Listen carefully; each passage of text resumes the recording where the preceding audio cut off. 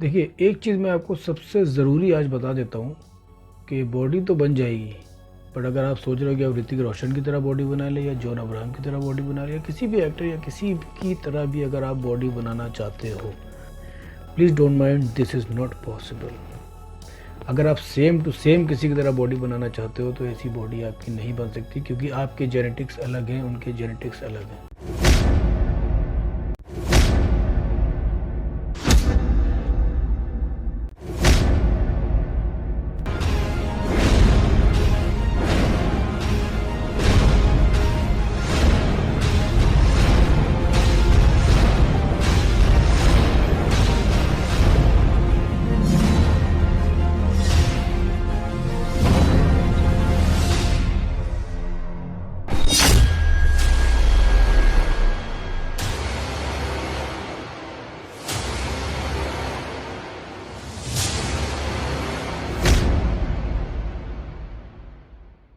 Being as a trainer I can guide you कि आप उनसे बेहतर बॉडी कैसे बना सकते हो सकता है आपकी बॉडी उनसे बेहतर बन जाए, बट सेम शेप जो बॉडी का होता है वो सबका अलग अलग होता है। सबका बॉडी का शेप जो बिल्ड होगा, जो डेवलप होगा, वो सेम नहीं आएगा, क्योंकि सबके जेनेटिक्स अलग होते हैं। उनके डाइट प्लान्स आप फॉलो करेंगे तो आपके जेनेटिक्स अलग हैं, आपकी बॉडी का रिस्पॉन्स अलग है, आपके रिसेप्टर्स डिफरेंट तरह से रिस्पॉन्ड करेंगे।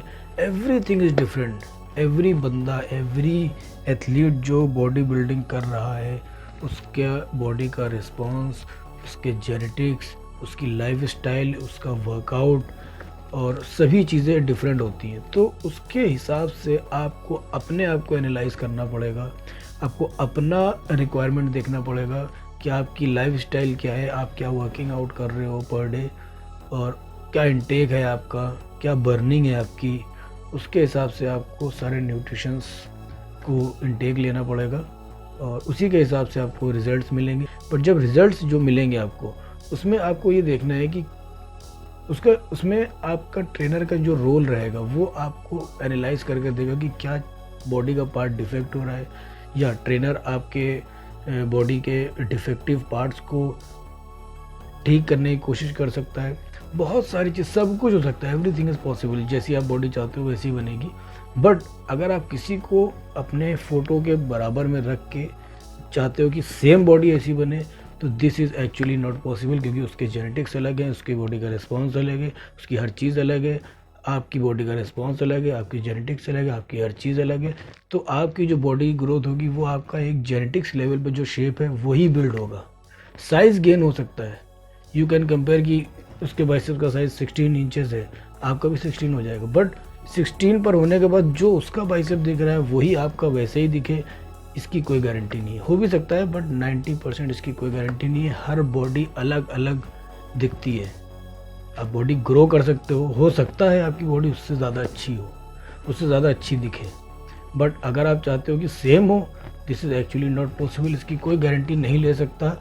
हो सकता है कि आपकी सेम आ भी जाए, इट डिपेंड्स। एक बात तो हो सकती है कि आप जब बॉडी बिल्ड कर रहे हो तो workout is very important. Workout का बहुत ज़्यादा रोल है कि आप किस तरह की बॉडी चाहते हो, कि आप वर्कआउट प्रॉपर कर रहे हो या नहीं कर रहे हो। फॉर एग्जांपल, मैं आपको एक छोटे से एग्जांपल से समझा देता हूँ कि जैसे कि इंक्लाइन बेंच प्रेस जब बंदा करता है, तो मैंने अक्सर देखा है कि end of the body building, जब बॉडी की ग्रोथ हो चुकी होती है, तो अक्सर मैंने देखा है कि अपर पार्ट जो बॉडी का होता है, अपर चेस्ट जो होता है बॉडी का, वो अक्सर लोगों का वीक होता है। तो पहले से ही उसको क्यों नहीं हम 60 डिग्री पे वर्कआउट करें। जब वो वीक होने लगता है तब हम उसको 60 डिग्री पे करते हैं, जबकि बिगिनर को अक्सर हम लोग 45 डिग्री से स्टार्ट करवा देते हैं इंक्लाइन बेंच प्रेस। 45 डिग्री से स्टार्ट करने के बाद जो मैंने अपनी लाइफ में देखा, जो मैंने ऑप्टिमाइज़ किया, जो मैंने ऑब्जर्व किया, वो मैंने देखा ज़्यादातर लोगों को अपर चेस्ट में प्रॉब्लम आती है बाद में। तो क्यों ना बिगिनिंग से ही हम उसको डिग्री बेंच प्रेस कराएं ना, इंक्लाइन बेंच प्रेस कराएं, तो at the end of the target उसको वो प्रॉब्लम आएगी ही नहीं। तो ये सब चीज़ें वर्कआउट पे तो ध्यान देना ही पड़ेगा। वर्कआउट से आपकी बॉडी का शेप बिगड़ तो नहीं रहा है, उसको हम ठीक कर सकते हैं। प्रॉपर वर्कआउट होगा तो फिर उसके रिजल्ट थोड़े से बेटर होंगे। आपका ऐसा नहीं कि डिफेक्ट आ जाएगा, क्या है कि ग्रोथ कम हो जाती है। अगर आप 45 डिग्री इंक्लाइन बेंच प्रेस करते जा रहे हैं, स्टार्टिंग से करते जा रहे हैं, तो क्या है कि अपर चेस्ट जो आपका है वो थोड़ा सा वीक रहेगा, डिफेक्टिव नहीं होगा, वीक होगा। फिर आप 60 डिग्री बेंच प्रेस लगाएंगे, वो रिकवर हो जाएगा। तो क्यों ना हम उसको पहले से लेके चले, अपना टाइम को हम सेव कर सकते हैं। So this was the example कि मैं आपको ये बताना चाहता हूँ वर्कआउट का भी बहुत ज़्यादा इंपॉर्टेंट रोल है कि हाउ डू यू वर्कआउट। कई लोग मुझसे बोलते हैं कि सर मुझे इस तरह की ये बॉडी बनानी है, ये देखिए ये फ़ोटो। तो पहले तो मुझे बहुत गुस्सा आता है, फिर मैं सोचता हूँ, फिर मैं क्या सोचता हूँ कि ही हैज़ नो नॉलेज, उसको नहीं नॉलेज है तभी तो वो मुझसे पूछ रहा है। This is my job, this is my responsibilities to make him understand, to acknowledge him कि ये ऐसा पॉसिबल नहीं है। फिर मैं उसको अपनी तरह से, अपने लेवल से एक्सप्लेन करता हूँ कि ठीक है यही बॉडी बनेगी, आपने फ़ोटो दिखाया ये, उससे हम ये तो जज कर सकते हैं कि इसका माइंड मेकअप क्या है, इस बंदे का माइंड मेकअप क्या है, इस एथलीट का माइंड मेकअप क्या है, बहुत बल्किंग बॉडी चाहिए या बहुत लीन टाइप की बॉडी चाहिए, या जो भी उसका माइंड मेकअप है। वो देखिए फ़ोटोज़ देखना या उसको आप एक्सप्रेस करना चाह रहे हैं अपनी बात बताने के लिए, this is very easy job to express his desires.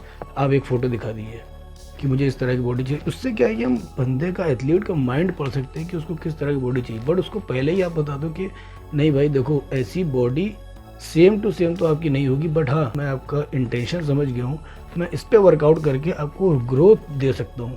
फिर उसके बहुत सारे रास्ते हैं, क्या क्या चीज़ें फॉलो करनी है, जो भी है हर ट्रेनर अपने स्टाइल से, अपने तरीके से, अपनी नॉलेज के हिसाब से उसको एक्सप्लेन करता है, और उस हिसाब से उसके ऊपर प्रोग्राम सेट किए जाते हैं और आपको उसी हिसाब से रिजल्ट आते हैं। बट आप माइंड मेकअप प्लीज़ मत करिए कि मुझे सेम बॉडी चाहिए। Thank you.